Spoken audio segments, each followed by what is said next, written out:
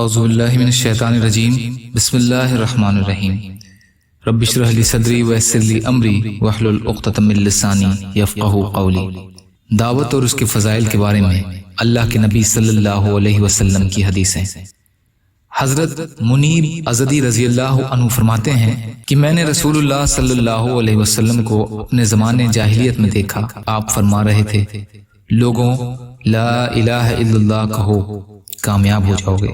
میں نے دیکھا کہ ان میں سے کوئی تو آپ کے چہرے پر تھوک رہا تھا، اور کوئی آپ پر مٹی ڈال رہا تھا، اور کوئی آپ کو گالیاں دے رہا تھا، اور یوں ہی ہوتا رہا یہاں تک کہ آدھا دن گزر گیا۔ پھر ایک لڑکی پانی کا پیالہ لے کر آئی، جس سے آپ نے اپنے چہرے اور دونوں ہاتھوں کو دھویا اور فرمایا، میری بیٹی، نہ تو تم اپنے باپ کے اچانک قتل ہونے سے ڈرو اور نہ کسی قسم کی ذلت کا خوف رکھو۔ میں نے پوچھا کہ وہ لڑکی کون ہے؟ لوگوں نے بتایا کہ رسول کریم صلی اللہ علیہ وسلم کی بیٹی حضرت زینب رضی اللہ عنہا ہے۔ وہ ایک خوبصورت بچی تھی۔ طبرانی مجمع الزوائد۔ یا اللہ ہم سب کو کہنے سننے سے زیادہ عمل کی توفیق عطا فرما۔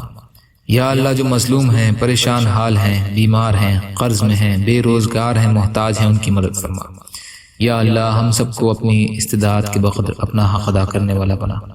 یا اللہ جو دنیا سے چلے گئے ان کی مغفرت فرما۔ ہم سب کو دنیا اور آخرت کے تمام خیر عطا فرما برحمتک یا ارحم الراحمین۔ لا الہ الا اللہ محمد رسول اللہ۔ السلام علیکم۔